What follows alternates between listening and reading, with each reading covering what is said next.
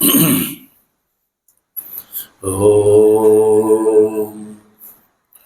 पूर्णमदः पूर्णमिदं पूर्णात् पूर्णमुदच्यते पूर्णस्य पूर्णमादाय पूर्णमेवावशिष्यते। ॐ शान्ति शान्ति शान्ति। शङ्करं शङ्कराचार्यं केशवं बादरायणं सूत्रभाष्य कृतौ वन्दे भगवन्तौ पुनः पुनः। ईश्वरो गुरुरात्मेति मूर्तिभेद विभागिने व्योमवद्व्याप्त देहाय दक्षिणामूर्तये नमः। ओम शांति शांति शांति। तत्व जिज्ञासु सज्जनों, भगवत कृपा थी शुक्ल यजुर्वेदनी काण्वशाखीय ईशावास्य उपनिषदना शांकर भाष्य सहित विचार क्रमानुसार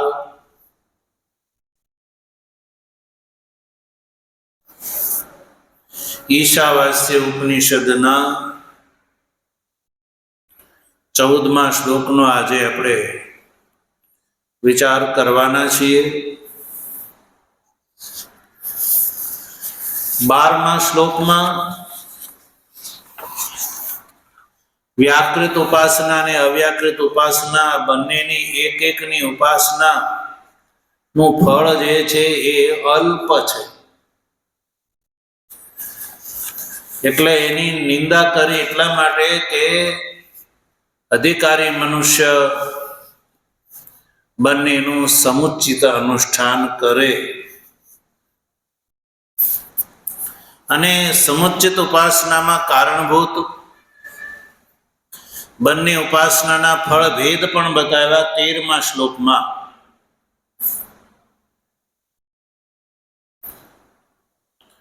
અને એમાં સંભૂતિ એટલે કે વ્યાકૃત ઉપાસનાનું ફળ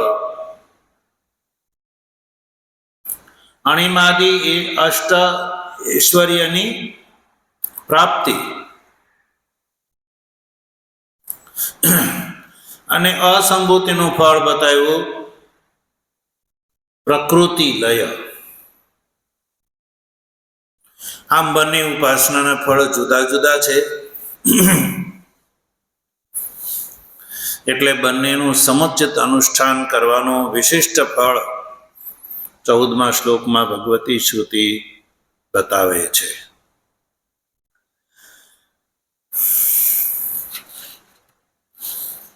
શું કહે છે 14મા શ્લોકમાં ભગવતી શ્રુતિ?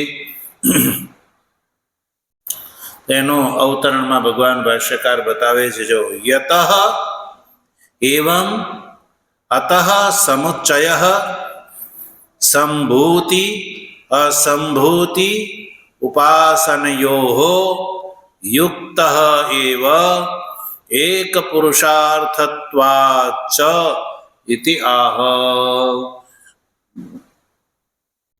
14મા શ્લોકમાં શું કહે છે? યત એવમ એટલે જે કારણે આવું છે, એટલે કે જે કારણે બંનેના ફળ જુદા જુદા છે। અતઃ મને એટલે સમુચ્ચય,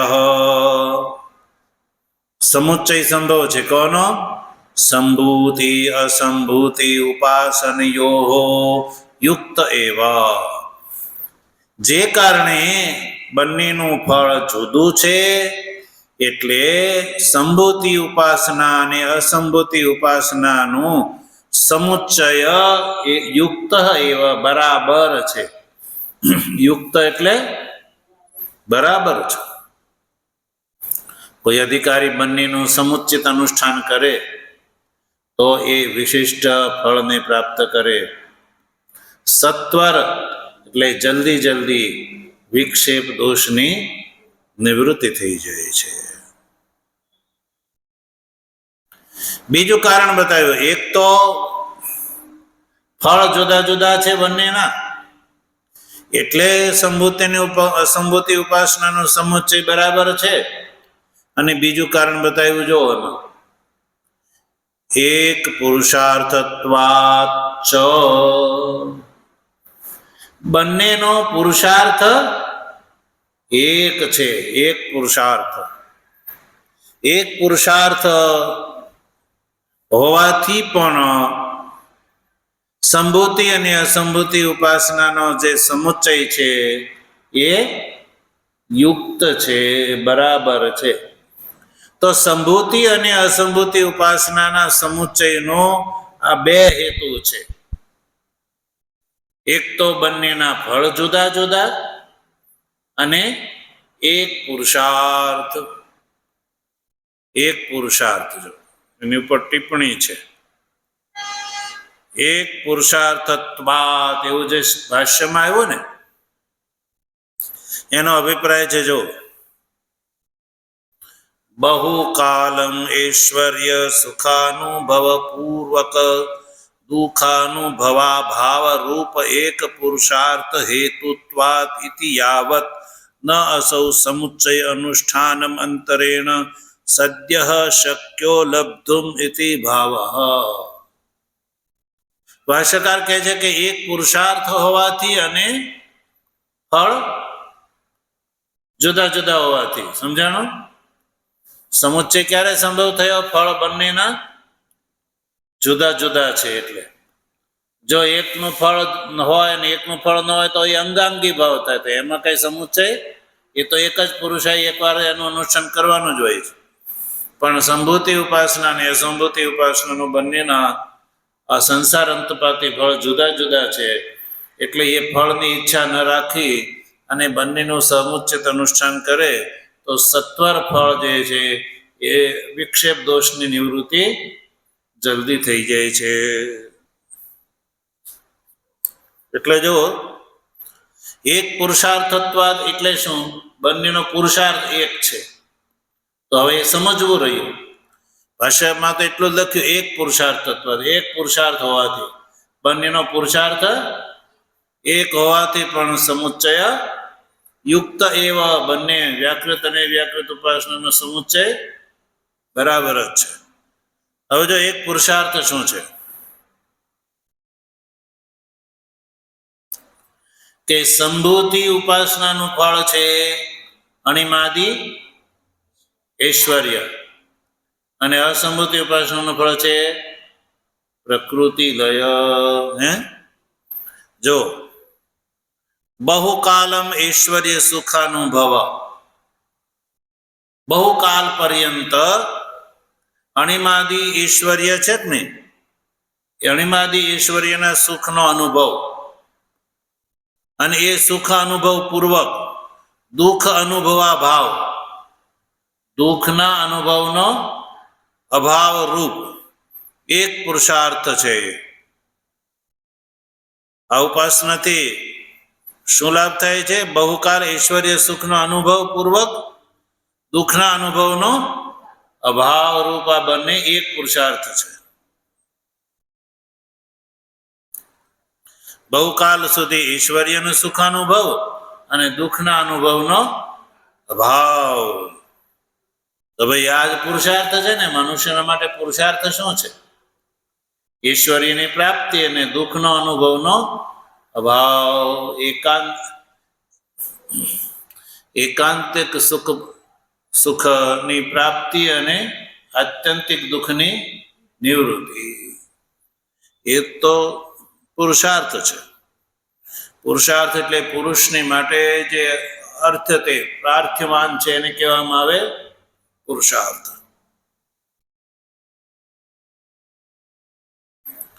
અને આ જે એક પુરુષાર્થ જે છે, બહુકાલ સુધી ઈશ્વરીય સુખનો અનુભવ પૂર્વક દુઃખનો અનુભવના ભાવરૂપ એક પુરુષાર્થ છે.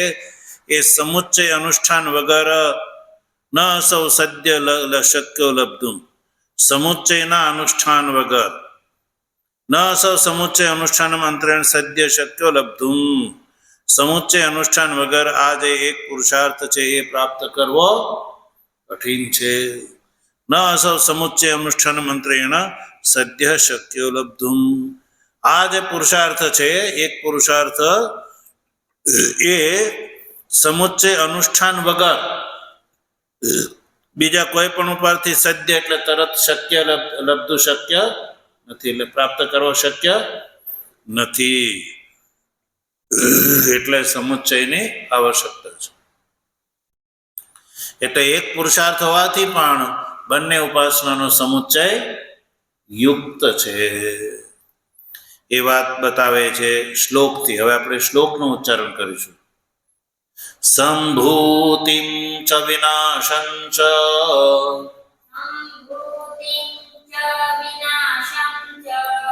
યસ્તદ્વેદો ભયગુસઃ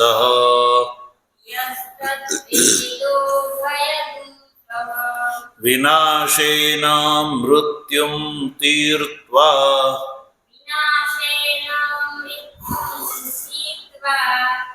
સંભૂત્યામૃતમશ્નુતે.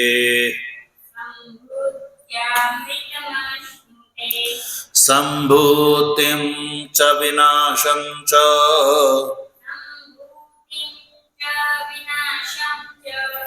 યસ્તદ્વેદો ભયગુસઃ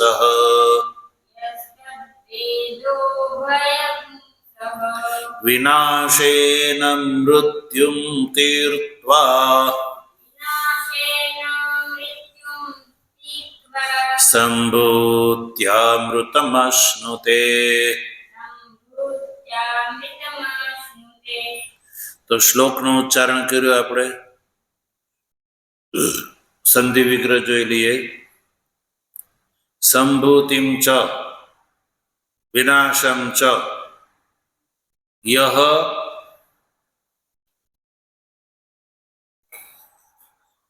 તદ વેદ ઉભય ગુસઃ. એ અનુસ્વાર માટે છે. ઉભયમ સહ એવું પણ બોલી શકાય. વિનાશેન મૃત્યુમ તીર્ત્વા અસંભૂત્યા અમૃતમ અશ્નુતે. હવે આપણે ભાષ્યનું ઉચ્ચારણ કરીએ.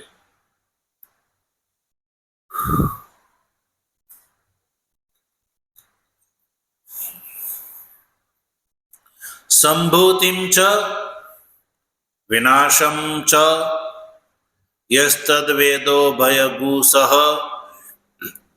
આ જે સમગ્ર પંક્તિ જે બોલ્યા ને આપણે ભાષ્યની, એ શ્લોકનો પૂર્વાર્ધ એમ જ લઈ લીધો છે ભાષ્યકારે. એક એક પદનો કોઈ અર્થ ભાષ્યકારે સ્પષ્ટ કર્યો નહીં. પછી વિનાશેન, ઉત્તરાર્ધમાં જે વિનાશેન છે ને એ પણ મૂળ શ્લોકનું પદ છે. વિનાશો ધર્મો યસ્ય કાર્યસ્ય સ તેન ધર્મિણા અભેદેન ઉચ્યતે વિનાશ ઇતિ.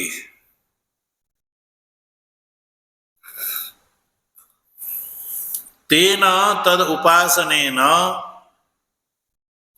અનૈશ્વર્યમ અધર્મ કામાદિ દોષ જાતમ ચ મૃત્યુમ તીર્ત્વા હિરણ્યગર્ભ ઉપાસનેન હિ અણિમાદિ પ્રાપ્તિ ફલમ તેન અનૈશ્વર્યાદિ મૃત્યુમ અતિત્ય અસંભૂત્યા અવ્યાકૃત ઉપાસનયા અમૃતમ પ્રકૃતિલય લક્ષણમ અશ્નુતે.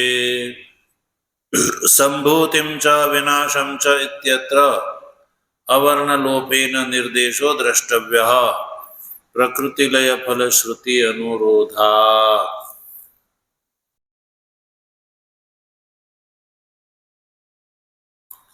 જો મૃત્યુમ તીર્થવા જે આવ્યો કે નહીં, મૂળ શ્લોકનું પદ મળ્યું ત્રીજી લાઈનમાં. મૃત્યુમ તીર્થવા છે કે નહીં, એ મૂળ શ્લોકનું પદ છે. અંતમાં જે છે વિનાશેન ઉપર નિશાન કર્યું તો વિનાશેન મૃત્યુમ તીર્થવા થઈ ગયો. હવે અસંભૂત્યા ચોથી લાઈનમાં જો છેલ્લે અકાર ત્યાંથી કાઢવાનો. અસંભૂત્ય પાંચમી લાઈનના સંભૂત્યા છે ને, અ છે આગળ નથી, અ લેવાનું. અને એ જ લાઈનમાં આગળ જો ઉપાસનીયા પછી અમૃતમ પદ છે, એ જે અમૃતમ પદ છે કે નહીં એ મૂળ શ્લોકનો છે. પછી પ્રકૃતિ લક્ષણ પછી અશ્નોતે છે. તો શ્લોકના બધા પદ મળી ગયા. સંભૂતિમ ચ વિનાશમ ચ યસ્તદ વેદો ભયભૂષઃ વિનાશેન મૃત્યુમ તીર્થવા અસંભૂત્યા અમૃતમ અશ્નુતે. બરાબર. જો આપણે જોઈએ હવે શ્લોકમાં કહ્યું સંભૂતિમ ચ વિનાશમ ચ યસ્તદ વેદો ભયભૂષઃ. સંભૂતિમ ચ વિનાશમ ચ યહ, સંભૂતિ અને વિનાશ, સંભૂતિ અને વિનાશ. યહ મને જે વ્યક્તિ, તદ વેદ, ઉભયમ સહ વેદ. ઉભયમ સહ એટલે ઉભયમ એટલે બંને ઉપાસનાનું, સહ એટલે સહકૃત સમુચિત અનુષ્ઠાન, વેદ એટલે જે કરે છે ઉપાસના, આ રીતે સમુચિત કરે છે. તો એનું ફળ શું છે?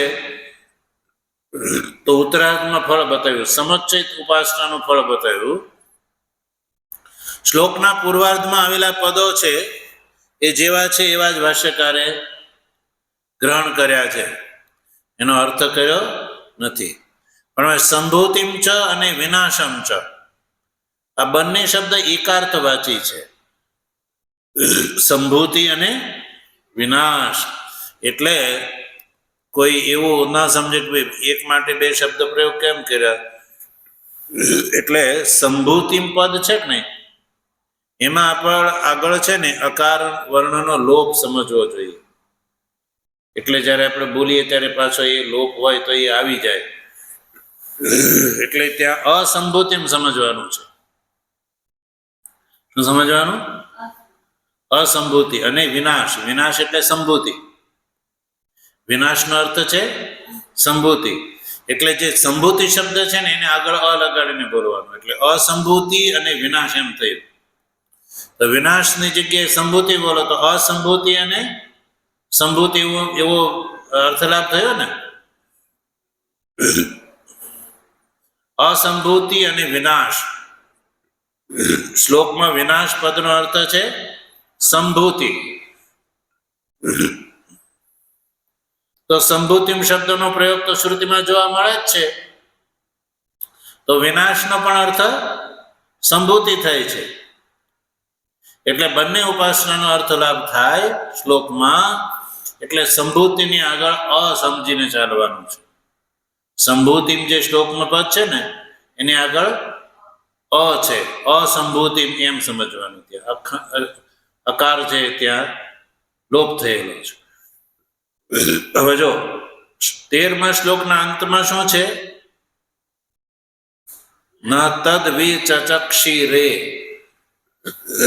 બરાબર. એટલે એન પદાંતા દતિ સૂત્રથી શું થઈ જાય?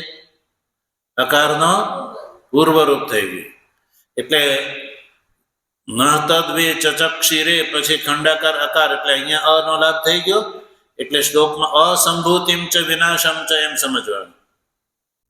અસંભૂતિ અને વિનાશ. હવે વિનાશ શબ્દનો પ્રયોગ સંભૂતિ માટે છે. એટલે અસંભૂતિમ સંભૂતિમ બે અર્થતાપ થઈ ગયા. એટલે અસંભૂતિમ ચ વિનાશમ ચ યહ યહ મને જે અધિકારી તદ મને બંનેને ઉભયમ સહ વેદ. ઉભયમ એટલે બંને ઉપાસના, સહ એટલે સમુચિત જે જાણે છે, અને જ્ઞાત્વા કરોતિ ચ જાણીને અનુષ્ઠાન પણ જે કરે છે, તો એનો લાભ શું છે? તો કયું વિનાશેન મૃત્યુમ તીર્થવા. તો વિનાશના કારણે મૃત્યુનું તરણ.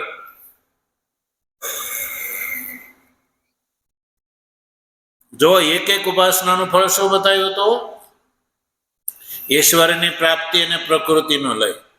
શું બતાવ્યું? તો ઐશ્વર્યની પ્રાપ્તિ અને પ્રકૃતિનો લય.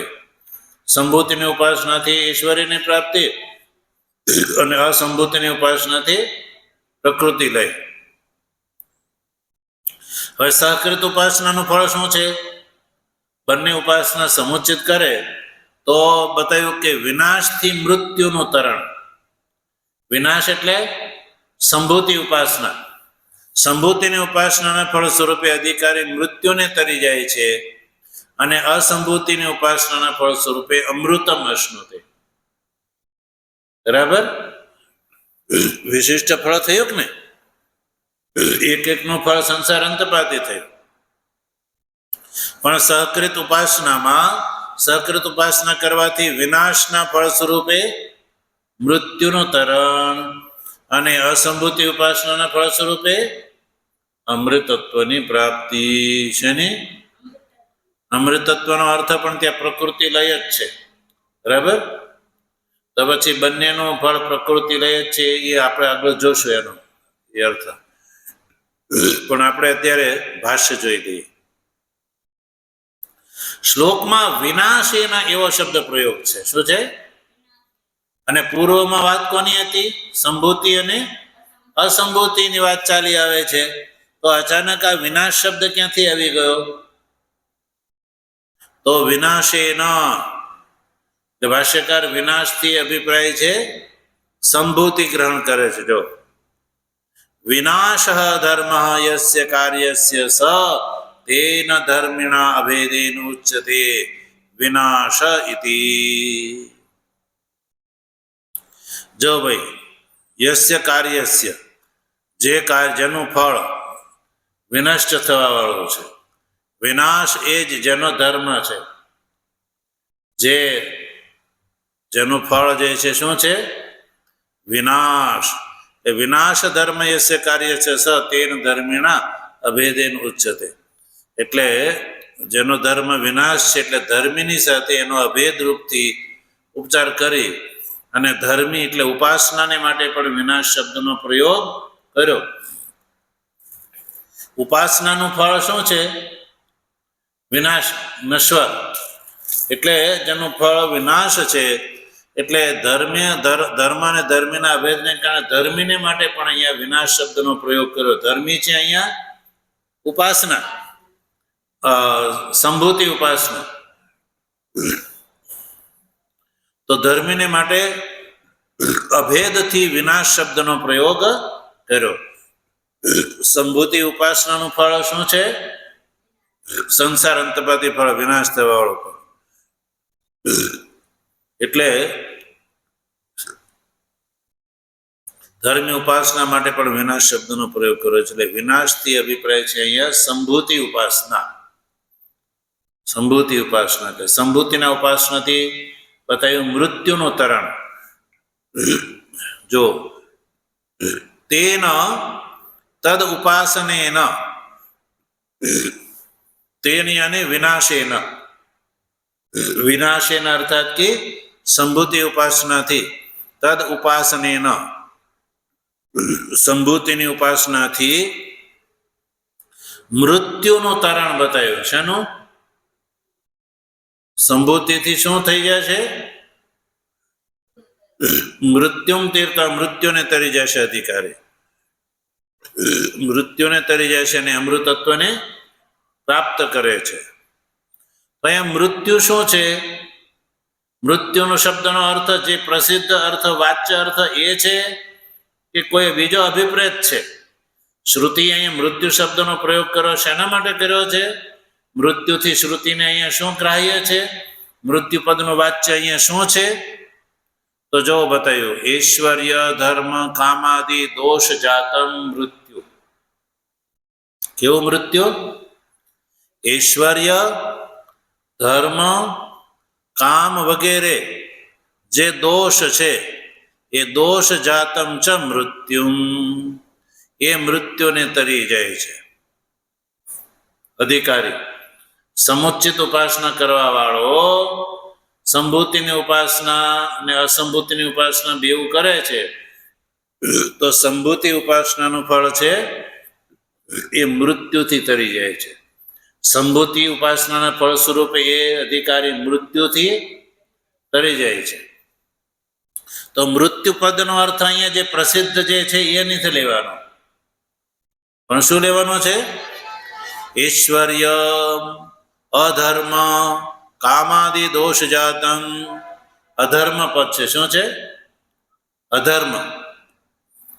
ઐશ્વર્યમ અધર્મ કામ વગેરે દોષ જાતમ એ મૃત્યુ છે. અહીંયા મૃત્યુ શબ્દથી ગ્રાહ્ય છે. તો સંભૂતિ સમુચિત ઉપાસના કરવા વાળો જે છે, હા, તદ ઉપાસનેન અનૈશ્વર્યમ. હા, ઐશ્વર્ય અનૈશ્વર્ય અકાર આ બધું કાઢવાનું છે. પેલો 3 નંબરની ટિપ્પણી છે ને એ વચ્ચે જગ્યા છે. અનૈશ્વર્યમ અને અધર્મ એમ લેવાનું છે. શું લેવાનું છે? હા, અનૈશ્વર્યમ અને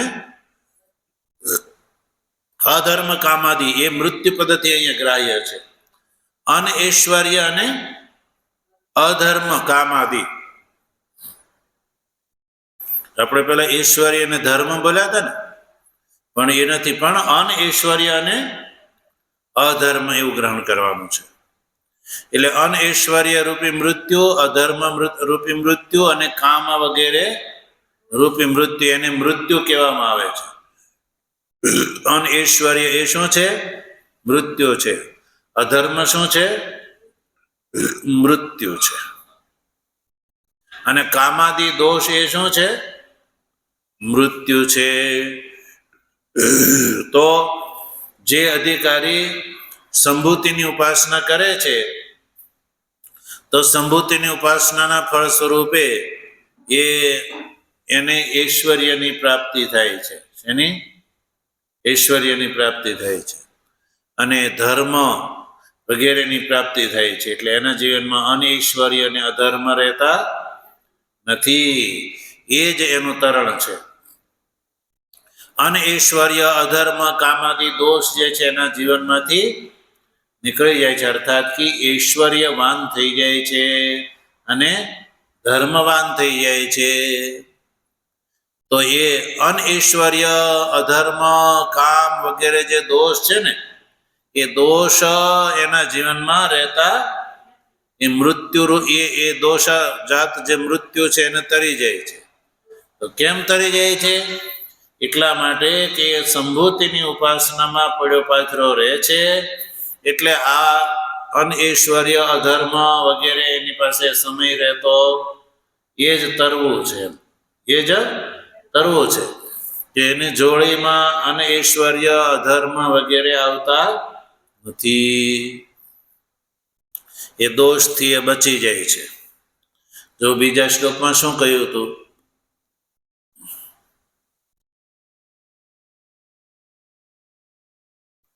કુર્વન્નેવેહ કર્માણિ જિજીવિષેત શતગુ સમાહા એવં ત્વયિ નાન્યથેતોસ્તિ ન કર્મ લિપ્યતે નરે.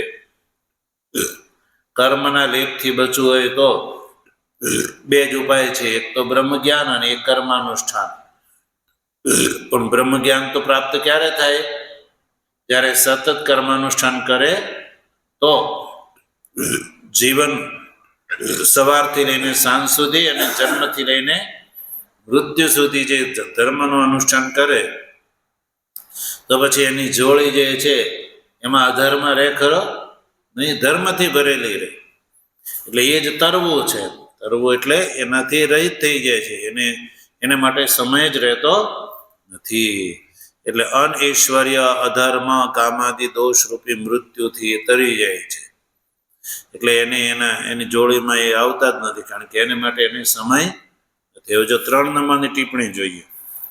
અનઐશ્વર્ય અને અધર્મ કામાદિ શું છે? 3 નંબરની ટિપ્પણી જુઓ.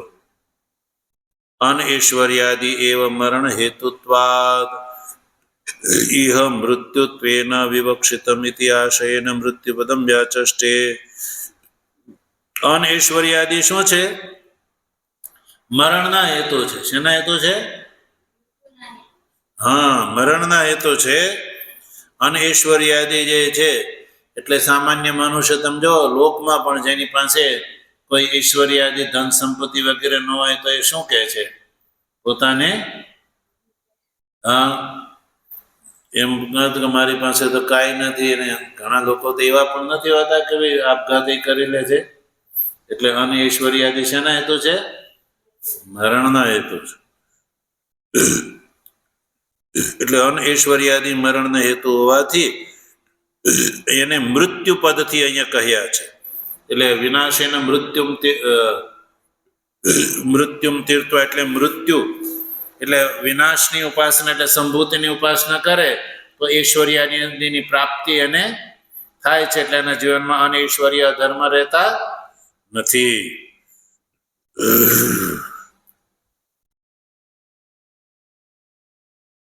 તો અનૈશ્વર્યાદિ એના જીવનમાં નથી રહેતા, એ ઐશ્વર્યવાન થઈ જાય છે. અને પછી હિરણ્ય ગર્ભ જો વિના સંભૂતિની ઉપાસના એટલે કોની ઉપાસના? વ્યાકૃતની ઉપાસના. વ્યાકૃત ઉપાસના એટલે હિરણ્ય ગર્ભની ઉપાસના. હિરણ્ય ગર્ભની ઉપાસના એટલે ભાષ્યકાર આગળ લખે છે, હિરણ્ય ગર્ભ ઉપાસનેન હિ અણિમાદિ પ્રાપ્તિ ફલમ. હિરણ્ય ગર્ભની ઉપાસનાથી શું ફળ મળે છે? અણિમાદિની પ્રાપ્તિ. હિરણ્ય ગર્ભ ઉપાસનાનું ફળ શું બતાવ્યું પાછળ? અણિમાદિ ઐશ્વર્યની પ્રાપ્તિ રૂપ ફળ બતાવ્યું હતું.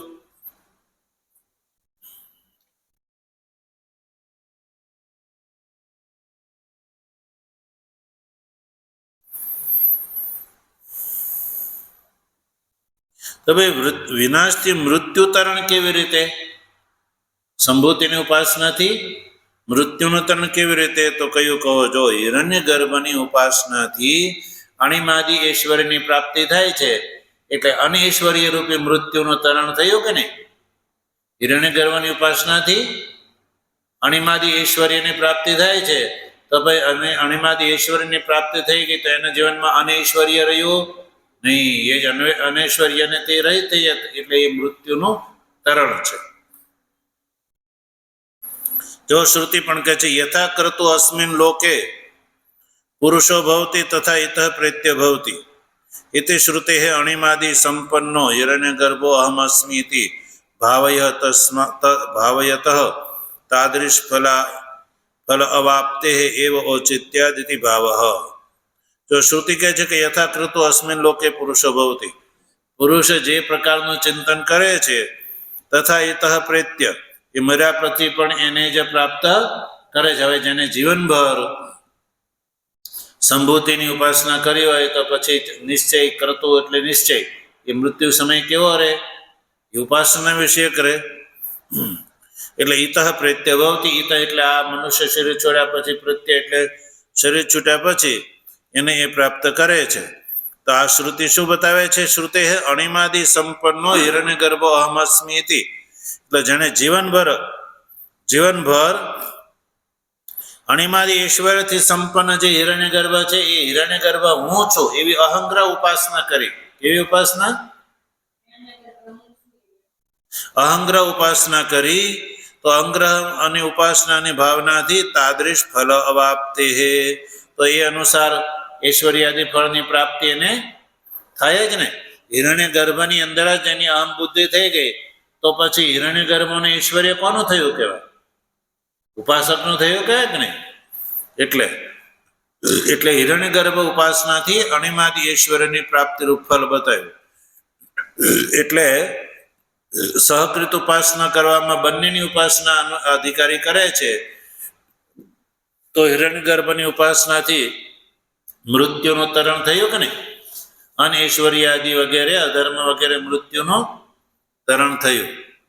સારું, ચાલો, એનાથી મૃત્યુ તરી જાય છે, એટલે કે ઐશ્વર્યાદિને પ્રાપ્ત કરે. ચલો, અસંભૂતિથી તેના ઐશ્વર્યાદિ મૃત્યુમ અતિત્ય અસંભૂત્યા. તેન એટલે હિરણ્યગર્ભની ઉપાસનાથી ઐશ્વર્યાદિ મૃત્યુને અનૈશ્વર્યાદિ મૃત્યુને તરી જાય છે. તેના અનૈશ્વર્યાદિ મૃત્યુમ અતિત્ય. તેન એટલે વિનાશ, એટલે કે સંભૂતિની ઉપાસનાના ફળ સ્વરૂપે અનૈશ્વર્યાદિ રૂપ મૃત્યુને તર્યા પછી અસંભૂતિથી હું લાભ પ્રાપ્ત થાય છે એને? તો કયું? અસંભૂત્યા, અમૃતત્વની પ્રાપ્તિ. અસંભૂતિથી, અસંભૂતિ એટલે અવ્યાકૃત ઉપાસનયા. અસંભૂતિનો અર્થ છે અવ્યાકૃત ઉપાસના, અને અવ્યાકૃત ઉપાસનાના ફળ સ્વરૂપે અમૃતમ અશ્નુતે. અમૃત પદનો અર્થ કરો પ્રકૃતિ લય લક્ષણમ. અમૃતનો અર્થ છે અહીંયા મુખ્ય અમૃત નહીં, પ્રકૃતિ લય લક્ષણમ.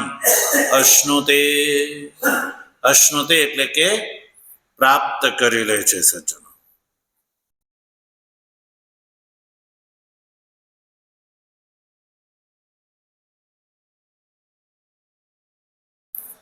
તો જો અશ્નુતે, બરાબર, અમૃતત્વની પ્રાપ્તિ એટલે કે પ્રકૃતિ લય લક્ષણ. અને ત્યાં બીજા એટલે કે 13મા શ્લોકમાં શું કહ્યું હતું? અસંભૂતિની ઉપાસનાથી અસંભવાદ અન્યત એટલે કે પ્રકૃતિ લય. ત્યાં પણ પ્રકૃતિ લય જ કહ્યું હતું. એનો આપણે વિચાર કરીએ. પણ એ પહેલા એક વાત ભાષ્યકાર બતાવે છે કે સંભૂતિમ ચ વિનાશમ ચ ઇત્યત્ર અવર્ણ લોપેન નિર્દેશો દ્રષ્ટવ્ય. સંભૂતિમ ચ વિનાશમ ચ શ્લોકમાં એવો છે ને, તો સંભૂતિમ અને વિનાશ એ તો બેઓ એકાર્થવાચક પદ થયા. તો અસંભૂતિનો અર્થ લાભ નથી થતો અહીંયા. તો સંભૂતિમ ચ વિનાશમ ચ એ શ્લોકનું પદ છે ને, ઇત્યત્ર એટલે કે આ શ્લોકમાં અવર્ણ લોપેન નિર્દેશ દ્રષ્ટવ્ય. અહીંયા અવર્ણનો શું થયો છે? લોપ થયો છે. એટલે અહીંયા સંભૂતિમ ચ વિનાશમ ની જગ્યાએ શું ભણવાનું? અસંભૂતિમ ચ વિનાશમ ચ એવું ભણવાનું, એવું કહે છે. એવું કેમ ભાઈ? તો શ્રુતિ ખુદ અસંભૂતિ પદનો પ્રયોગ ન કરે? તમે શ્રુતિને અન્યથા કેવી રીતે કરી શકો? શ્રુતિમાં સંભૂતિ પદનો પ્રયોગ છે અને સીધો બિલકુલ એનાથી વિરુદ્ધ અસંભૂતિ એવો અર્થ કરો તો એ શ્રુતિના અર્થને તો તમે માર્યો કહેવાય. તો સંભૂતિમાં એ જે પદ હોય એ જ લેવું જોઈએ ને. અસંભૂતિ કેવી રીતે કહી શકો? ભાષ્યકારની સામે આવો કોઈ પ્રશ્ન ઉઠાવી શકે? ભાષ્યકાર છે એટલે એને હું કીધું અહીંયા અસંભૂતિ સમજવાનું છે. તો કઈ એવું આવીને કે ને કે ભાઈ શ્રુતિએ અસંભૂતિ, શ્રુતિને અભિપ્રેત હોય તો શ્રુતિ અહીંયા શા માટે ન બોલે? સમજાણો પ્રશ્ન? શ્રુતિએ જ અસંભૂતિ પદ પાછલા શ્લોકમાં બોલી જ છે શ્રુતિ, તો પછી સંભૂતિમાં અસંભૂતિ કેવી રીતે અર્થઘટન કરી શકે ભાષ્યકાર? તો એની પાછળનો ઉદ્દેશ છે વિનાશ પદનો અર્થ પણ સંભૂતિ થાય છે, હિરણ્યગર્ભ થાય છે, એટલે સંભૂતિ માટે અકાર અને પૂર્વમાં રેફોત્તરવર્તી એકાર છે ને. એટલે જ્યારે તમે શુક્લ યજુર્વેદિક સંહિતા જો તો એમાં તો આ બધું સળંગ છાપેલું હોય, સળંગ હોય. તો પૂર્વમાં રેફોત્તરવર્તી એકાર છે એટલે અહીંયા અસંભૂતિનો શું થઈ જાય? લોપ થઈ જાય, પૂર્વરૂપ થઈ જાય છે, લોપ થઈ જાય છે. એટલે અહીંયા અ છે એવું માનીને ચાલવાનું છે. હવે એનું કારણ બતાવે છે. એટલે અવર્ણનો લોપ સમજવાનો છે કે પ્રકૃતિ લય ફલ શ્રુતિ અનુરોધા. શ્રુતિએ અહીંયા અસંભૂત્યામ અમૃતમ અશ્નુત એવું કહ્યું છે. શું કહ્યું છે? જો 14મા શ્લોકના ઉત્તરાર્ધમાં વિનાશથી મૃત્યુનો તરણ અને અસંભૂતિથી અમૃતમ અશ્નુત એવું છે કહ્યું શ્રુતિએ. તો વિનાશથી મૃત્યુનો તરણ અને અસંભૂતિથી અમૃતત્વની પ્રાપ્તિ. તો શ્લોકના પ્રારંભમાં જે સંભૂતિ પદ છે ત્યાં આપણે અસંભૂતિ જ સમજવું જોઈએ, કારણ કે વિનાશમ ચ કીધું તો ઉત્તરાર્ધમાં પણ વિનાશ શબ્દનો જ પ્રયોગ કર્યો, એટલે વિનાશથી મૃત્યુનો તરણ, વિનાશથી મૃત્યુનો તરણ. અને શ્લોકમાં પછી આગળ તીર્થ પછી અસંભૂતિ પદ આવે છે, એટલે પૂર્વમાં પણ અસંભૂતિ જ સમજવું જોઈએ. પ્રકૃતિ લય ફલ શ્રુતિ અનુરોધા, કારણ કે શ્રુતિએ અસંભૂતિનું ફળ અમૃતત્વ બતાવ્યું. અમૃતત્વનો અર્થ છે પ્રકૃતિ લય ફળ. તો એ પ્રકૃતિ લય ફળ રૂપ શ્રુતિના અનુરોધથી પ્રારંભનો જે સંભૂતિ પદ છે ત્યાં અકારનો લોપ સમજીને અસંભૂતિ વાંચવું જોઈએ. પ્રકૃતિ લય ફળ શ્રુતિના અનુરોધથી. જો છઠ્ઠી ટિપ્પણી જો, પ્રકૃતિ લય ફલ શ્રુતિ અનુરોધાદ ઇતિ. પ્રકૃતિ લય ફલ શ્રુતિનો અનુરોધ શું છે? તો જુઓ, અમૃતત્વસ્ય પ્રકૃતિ અર્થાંતરત્વ અસંભવાદ. અમૃતત્વસ્ય પ્રકૃતિ અર્થાંતરત્વ અસંભવાદ. અમૃતત્વ અને પ્રકૃતિ આ બેમાં અર્થાંતર નથી. અર્થાંતર નથી, અર્થાંતરત્વ અસંભવ બતાવ્યું. અર્થાંતર એટલે એનો બીજો અર્થ નથી. અમૃતત્વ અને પ્રકૃતિ એ બેવો એક અર્થ વાંચે છે. અર્થાંતરત્વ અસંભવાત એટલે અસંભૂતિ ઉપાસના અંતરેણ ચ પ્રકૃતિ લયાખ્ય અમૃતત્વ પ્રાપ્તિ અનુપપત્તે હે. અમૃતત્વ અને પ્રકૃતિની અંદર અર્થાંતરત્વ અસંભવ છે, એટલે અસંભૂતિ ઉપાસના અંતરેણ ચ, અસંભૂતિની ઉપાસના વગર પણ પ્રકૃતિ લયાખ્ય અમૃતત્વ અવાપ્તિ ઉપપત્તિ હે. શું કહે છે કે અસંભૂતિ ઉપાસના વગર પણ, અસંભૂતિની ઉપાસના વગર પણ પ્રકૃતિ લયાખ્ય અમૃત અવાપ્તિ અનુપપત્તિ હે.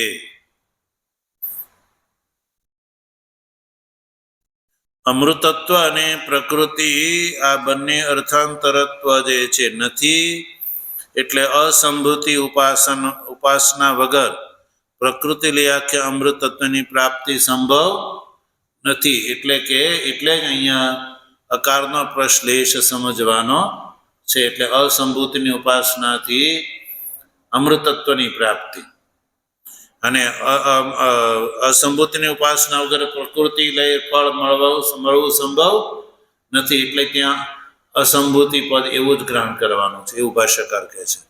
પ્રકૃતિ લઈ ફળ શ્રુતિના અનુરોધથી. બરાબર.